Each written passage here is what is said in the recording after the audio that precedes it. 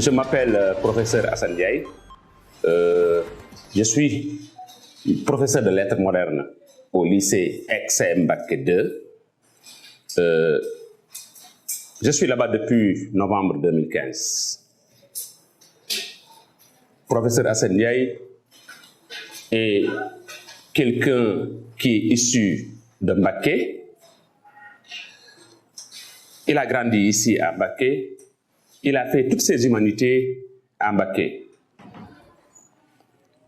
Pour le parcours scolaire, j'ai fait mes études élémentaires à l'école Mame Mor Diarra, en face de l'hôtel de ville, qu'on appelle la mairie de Mbacké. Après Mame Mor Diarra, j'ai fait Gaïndé Fatma, qui était d'ailleurs le seul collège qui existait à Mbacké. Quand vous réussissez au brevet, il n'y avait pas de lycée. Il fallait carrément quitter le département.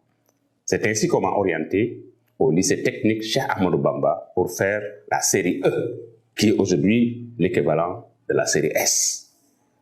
J'ai fait la seconde E, la première E, et j'ai échoué au bac, la première partie du bac. Je n'ai pas eu la chance de passer. C'est en ce moment-là que j'ai tenté un concours organisé par le Sénégal.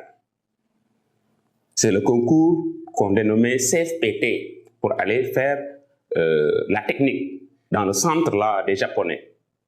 Je l'ai réussi, mais on m'a orienté au lycée Seydina Limamou Laye de Pikine pour un BT mécanique automobile. J'ai fait 2 ans là-bas. Ensuite, comme je lisais énormément, le goût de la lecture m'a piqué et je me suis dit pourquoi ne pas laisser les filières scientifiques et techniques pour aller carrément enseigner. Parce que j'avais le goût de l'enseignement, je me souviens de nos anciens maîtres et puis vraiment c'était la joie de les vivre, enseigner, surtout avec la méthode CLAT, avec la radio. J'étais tellement inspiré par ces messieurs qui quand même avaient du talent et je me suis dit je vais me présenter pour voir qu'est-ce que cela va donner. Comme j'étais bon en maths, alors j'ai fait le concours et je l'ai réussi. J'ai été formé au CFPP de Dakar, Centre de formation et de perfectionnement pédagogique. Djibril John de Dakar. J'ai fait 1 an. Ensuite, on m'a orienté, on m'a affecté à Podor, un village qui s'appelle Nguerba. C'est là où j'ai eu le CEAP, certificat élémentaire d'aptitude pédagogique. J'ai eu la chance de tomber sur un excellent directeur. Il a été rappelé à Dieu il y a très longtemps, Feu Mankeur Thiam, paix à son âme. C'est lui qui m'a donné le véritable goût de l'enseignement. Je l'ai trouvé, il était calé, pertinent, et puis surtout ambitieux.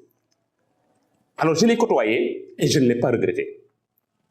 Il m'a demandé de lire, de beaucoup lire pour relever mon niveau, surtout élargir ma culture pédagogique. Moi aussi j'en ai profité pour acheter beaucoup de livres. Si vous regardez ma bibliothèque, vous verrez des encyclopédies. Parce qu'un enseignant doit lire, un enseignant doit faire tout pour avoir une culture pédagogique extrêmement vaste. Il y a quelqu'un qui le dit, on doit connaître beaucoup et enseigner peu.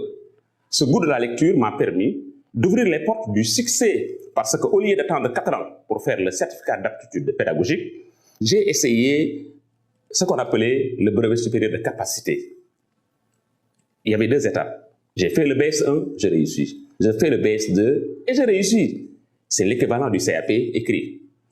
Alors, 4 ans après Nguerba, on m'affecte ici, dans le département de Mbacké, précisément dans un village situé à 2 km de Kër Ibra Yassine, qui s'appelle Guigui. C'est là où j'ai réalisé énormément de choses. Non seulement on m'a vu au CAP, j'ai réussi avec brio. Ensuite, comme l'appétit vient en mangeant, je me suis dit quelque part, il faut que je me présente au bac en qualité de candidat individuel. Je suis retourné au lycée technique Ahmadou Bamba, là où j'avais échoué, pour reprendre le bac et réussir. Vous savez, dans la vie, il faut persévérer. Ça veut dire qu'il faut être endurant. Et moi, ça m'a permis vraiment de revenir avec force et de décrocher mon bac série, cette fois-ci à 3.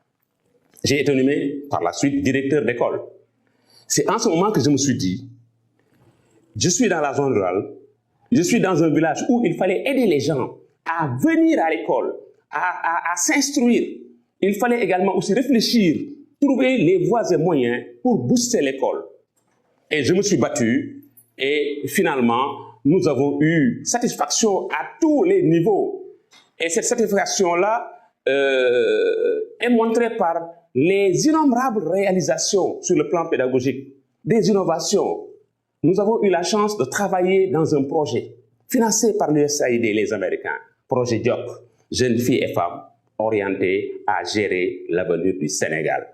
Ce projet nous a tellement aidés à changer le cadre environnemental de l'école de Guigui. Nous avons érigé à l'époque, avec le projet, un mur de clôture de 400 mètres.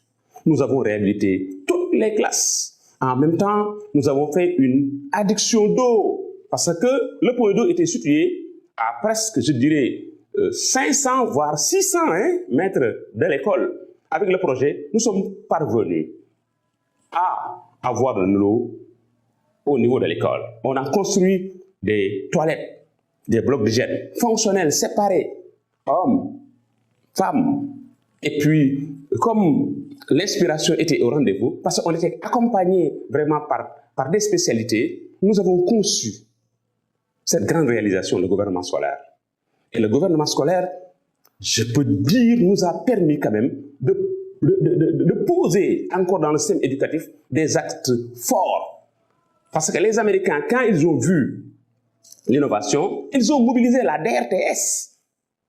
Ça veut dire la direction de la radio-télévision scolaire. La DRTS est venue faire un reportage à Guigui uniquement sur le gouvernement scolaire. Et aujourd'hui, dans le système éducatif, dans toutes les écoles, se trouve cette structure. Et pourtant, c'est une structure qui a été portée sur les faux baptismaux en 2002 à Guigui. Et ça a été vraiment un succès éclatant. Et nous avons organisé, dans le cadre pédagogique, beaucoup de tournées parce qu'il fallait que les enfants sortent de leur territoire pour découvrir les profondeurs du Sénégal. Ça veut dire découvrir les réalités que nous enseignons en classe. Vous savez, quand on fait de l'intramuros, quand on est dans les classes, les contenus sont tellement abstraits et théoriques. Maintenant, pour donner vie à ça, il faut faire des excursions pédagogiques, des sorties pédagogiques, pour que les élèves puissent découvrir les réalités. Quand vous enseignez le massif de Dias, le plateau de Thiès, mais une fois à Dakar, j'ai dit aux élèves, regardez le massif. C'est un accident de relief. Les élèves ont vu et ils ont apprécié, ils ont aimé. Des Baol qui n'avaient jamais vu la mer, on se rend à Gorée, ils découvrent l'immensité de la mer. Qu'est-ce que c'est qu'une île? Ils tombent sur Gorée, là où c'était le lieu où on gardait les esclaves. Et pourtant, le programme de CM1, CM2, part de la traite négrière, les gosses ont découvert de visu la maison des esclaves, où nos ancêtres étaient parqués pour être transportés dans des négriers en direction des Amériques. C'est des innovations comme ça que nous avons développées. Nous avons visité le barrage de Diama. Nous avons visité Saint-Louis, là où résidait Khadim Rassoul, ce qu'on appelle le fameux Birondar. C'est des édifices que nous avons visités. Nous avons visité Joal Fadiout, l'île au coquillage.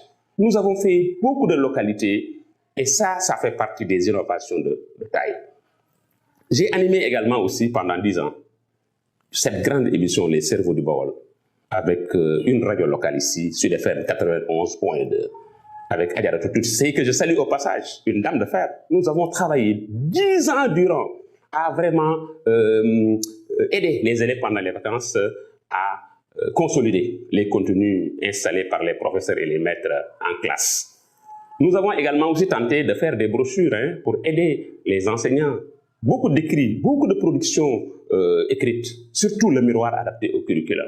Un document de 100 pages qui pratiquement compile des fiches destinées à appuyer les enseignants qui sont en formation ou bien qui viennent d'arriver. Et même certains qui sont sur le terrain l'utilisent toujours. Parce que c'est un document qui a été bien pensé et bien réalisé. Et c'est un document, c'est un chef-d'œuvre. Parce que c'est un document, un chef-d'œuvre, c'est quoi? C'est un document qui résiste au temps et à l'espace. Au-delà de ce document, nous avons participé à l'élaboration de plusieurs guides ici au Sénégal. Parce que chaque fois, on recevait une convocation venant du ministère pour nous associer à l'élaboration de quelques documents, des séminaires, un peu partout dans le pays. Nous avons également fait d'autres émissions radiophoniques, surtout avec Salam FM, je me rappelle, pendant la Covid, nous avons déroulé 3 mois d'émissions pour accompagner les élèves dans ce confinement. Avec Mamoussaka, je me rappelle, on a réalisé de très bonnes choses. Et puis les radios aussi de la place, parfois, ont m'invité à donner des cours pour toujours accompagner les élèves. Au-delà maintenant de ce parcours, je ne peux pas tout dire. Peut-être je vais faire l'économie de certaines choses, mais cela m'a permis d'avoir beaucoup de connaissances. Et je me suis dit, il fallait quand même essayer de changer de cap. Comme j'ai le bac, le concours du normalier instituteur était ouvert, mais je me suis présenté et je l'ai réussi. Et cela m'a ouvert, cela m'a permis vraiment d'aller à l'université. Et j'atterris dans le département des lettres modernes. J'obtiens la licence, j'obtiens le master 2, alors j'intègre l'école normale supérieure, appelée toujours FASTEF. Là-bas, j'ai fait 2 ans vraiment extrêmement importants, excusez-moi. Pourquoi? Parce que ces 2 années sanctionnées quand même par des titres de major. En première année, j'ai été major. En deuxième année aussi, je suis sorti major de la promotion. Et cela m'a marqué. C'était en 2015. Alors, c'est après que j'ai été affecté ici à Mbacké, au lycée Mbacké 2.